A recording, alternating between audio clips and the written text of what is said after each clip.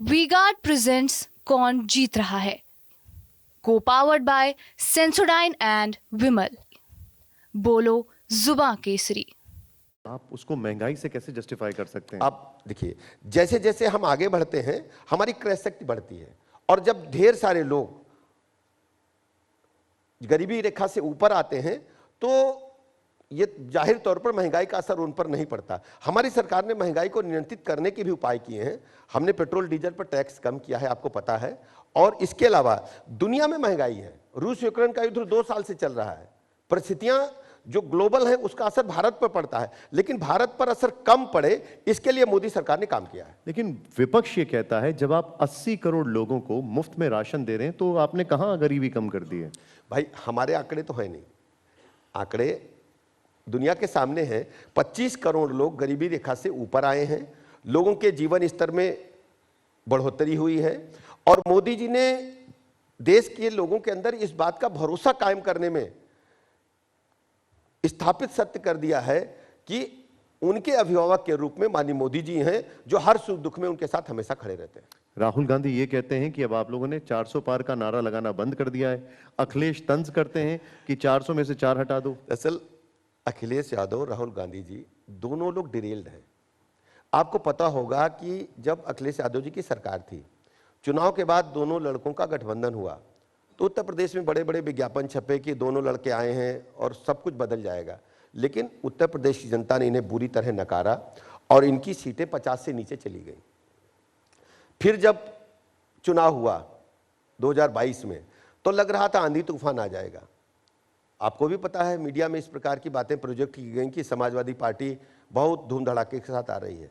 लेकिन 35 वर्षों के बाद उत्तर प्रदेश में भारतीय जनता पार्टी ने अपनी सरकार को रिपीट किया और प्रचंड बहुमत के साथ रिपीट किया, और ये जीत माननीय मोदी जी की गरीब कल्याण योजनाओं की है और उत्तर प्रदेश की कानून व्यवस्था की है।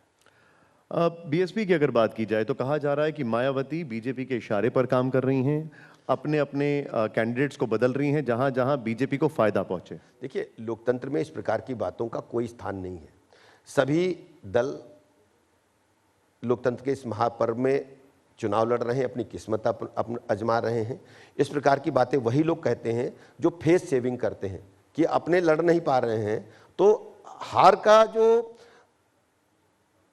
बात रखने का तरीका है वो फेस सेविंग कर रहे हैं केवल, कि मायावती जी की वजह से हार गए या जो है कांग्रेस ने समय नहीं दिया पूरा। आप सोचिए इस बात को, आप अगर व्यक्तिगत रूप से बारीकी से अध्ययन करेंगे, समाजवादी पार्टी और कांग्रेस का गठबंधन होने के बाद प्रथम चरण का पूरा चुनाव हो गया, एक भी रैली क्यों नहीं की इन्होंने, मुझे बताइए जरा आप। द्वितीय चरण में केवल प्रेस कॉन्फ्रेंस करके औपचारिकता निभा रहे हैं। लखनऊ में इन्होंने 4 दिन पहले रैली घोषित की, कांग्रेस और राहुल गांधी की और समाजवादी पार्टी की संयुक्त रैली होगी, नहीं हुई। प्रेस कॉन्फ्रेंस कर रहे हैं आप, तो प्रेस कॉन्फ्रेंस कर रहे हैं तो जनता भी समझती है कि आप थोड़ा बहुत अपना औपचारिकता निभा करके चुनाव का समय पार कर रहे हैं। जनता ने इन्हें बुरी तरह नकार दिया है। समाजवादी पार्टी इंडी गठबंधन का जनता में कोई मतलब नहीं है। मैं कह सकता हूं, मैंने आपसे सवाल मायावती पर पूछा, आपने मुझे जवाब अखिलेश और राहुल गांधी पर दिया। मायावती जी के बारे में बताया कि लोकतंत्र में सबको अधिकार है चुनाव लड़ने का, केवल फेस सेविंग की वजह से ये लोग ऐसा कर रहे हैं, अपने हार का ठीकरा दाएं बाएं गिराना चाहते हैं, जबकि इनके कुकत्रों की वजह से जनता ने इन्हें नकारा है। समाजवादी पार्टी की अपराधीकरण की छवि, गुंडे बदमाश माफिया लुच्चे लफंगे प्रमोट होते थे सपा सरकार में। 1 डिस्ट्रिक्ट 1 प्रोडक्ट बीजेपी सरकार ने दिया और समाजवादी पार्टी की सरकार ने 1 डिस्ट्रिक्ट 1 माफिया दिया। आप समाजवादी पार्टी की सरकार के जितने भी कार्यकाल हैं, 4 बार इनको सरकार बनाने का अवसर मिला है। ये वाले आप 4 बार का हर जिले का एक लिस्ट निकाल लीजिए, हर जिले में एक डॉन बैठा कर रखा था। अब स्थितियां बदल चुकी हैं। समाजवादी पार्टी को उत्तर प्रदेश के लोग कभी भी स्वीकार नहीं करेंगे। ये मैंने सवाल, इस पे मैं आऊंगा। मैंने आपसे ये सवाल इसलिए पूछा क्योंकि आप बीएसपी में रहे हैं। क्या वजह है कि मायावती अपने कैंडिडेट्स बार बार बदल रही हैं? क्या वजह है? समाजवादी पार्टी ने सर्वाधिक कैंडिडेट बदले, उस पर सवाल नहीं उठाए जा रहे हैं। देखिए, सभी को हक है कि बेहतर से बेहतर कैंडिडेट दे।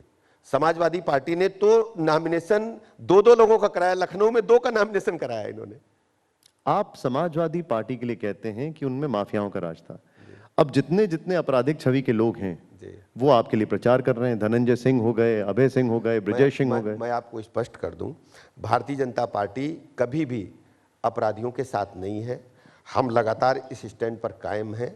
हाँ, ये मैं स्पष्ट आपको करता हूं, यदि कोई प्रचार करता है तो वोट देने का, वोट मांगने का और प्रचार करने का सबको अधिकार है। आपको धनंजय सिंह का कोई साथ नहीं चाहिए? देखिए, इस स्थिति को स्पष्ट हम बाद में कर पाएंगे, लेकिन हम ये अपराधियों के बारे में बात स्पष्ट कर दूं। व्यक्तिगत रूप से मैं किसी के बारे में कुछ कहना नहीं चाहता, लेकिन ये तय है कि भारतीय जनता पार्टी किसी भी अपराधी के समर्थन में नहीं है। आप धनंजय सिंह को अपराधी मानते हैं? देखिए, इस स्थिति को मैं बाद में स्पष्ट करूंगा। मैं साफ आप कह दूं कि भारतीय जनता पार्टी किसी भी अपराधी के समर्थन में नहीं है। अब कुछ लोग ये कह रहे हैं कि अमेठी रायबरेली में बीजेपी की उम्मीदें समाजवादी पार्टी के ऊपर टिकी हुई हैं, दो बागी विधायकों के ऊपर टिकी हुई हैं, राकेश सिंह और मनोज पांडे। देखिए, भारतीय जनता पार्टी, मैंने आपको पहले ही सवाल के जवाब में बताया कि विभिन्न दलों में काम करने वाले बड़े राजनीतिक कार्यकर्ता, विधायक, माननीय सांसद, पूर्व मंत्री, जिला पंचायत अध्यक्ष, ब्लॉक प्रमुख बड़ी संख्या में भारतीय जनता पार्टी को ज्वाइन कर रहे हैं। और समाजवादी पार्टी छोड़ करके बहुत पहले राज्यसभा चुनाव के समय में, जब उत्तर प्रदेश में लोकसभा चुनाव का बिगुल नहीं बजा था, उस समय इन लोगों ने भारतीय जनता पार्टी को समर्थन किया था। तभी से लगातार चर्चाएं चल रही थी और आप जानते हैं कि तब से लेकर अब तक बहुत कुछ पानी बह चुका है। भारतीय जनता पार्टी में समाजवादी पार्टी के कई विधायक परोक्ष रूप से मदद कर रहे हैं। तो आप अमेठी रायबरेली में बागियों के भरोसे हैं? देखिए, अमेठी रायबरेली सहित पूरे प्रदेश में जो यज्ञ मोदी जी का चल रहा है, उसमें अगर कोई आहुति डालता है तो हम हृदय से सबका स्वागत करते हैं। राहुल गांधी रायबरेली से चुनाव लड़ रहे हैं, अमेठी से नहीं, इस पर आपकी क्या प्रतिक्रिया है? देखिए, वो अमेठी में अपनी हार सुनिश्चित जानते थे, वायनाड चले गए। और मुझे पता है कि राहुल गांधी जी के मन में बिल्कुल इच्छा रायबरेली से चुनाव लड़ने की नहीं है। अगर उनमें मन में स्पष्ट इच्छा होती, ये भारत के संविधान में लिखा हुआ है कि आप 2 जगह से चुनाव लड़ सकते हैं, तो वायनाड के लोगों को इनको बताना चाहिए था कि हम रायबरेली से भी चुनाव लड़ेंगे। वायनाड के लोगों को भी गुमराह किया, धोखा देने का काम किया है। आपको वहां बताना चाहिए था कि हम रायबरेली से भी चुनाव लड़ेंगे, और इनको रायबरेली में स्पष्ट करना चाहिए कि रायबरेली में वो चुनाव क्यों लड़ने के लिए आ रहे हैं। उनको वायनाड से भी हार का डर है। मैं आपको ये दावे के साथ कह सकता हूं, रायबरेली में भी भारतीय जनता पार्टी दिनेश सिंह प्रचंड बहुमत के साथ जीतेंगे। राहुल गांधी की जमीन पूरी तरह से खोखली हो चुकी है, धरातल खाली हो चुका है, इनके साथ जनता का कोई जुड़ाव नहीं है। ये केवल पैसे बांट करके चुनाव में जीत करके जाते थे। रायबरेली की जनता 5 वर्ष में 5 बार भी राहुल गांधी जी के दर्शन नहीं कर पाएगी, और पूर्व में इनका ऐसा इतिहास रहा है। वी-गार्ड प्रेजेंट्स कौन जीत रहा है, को पावर्ड बाय सेंसोडाइन एंड विमल। बोलो जुबां केसरी।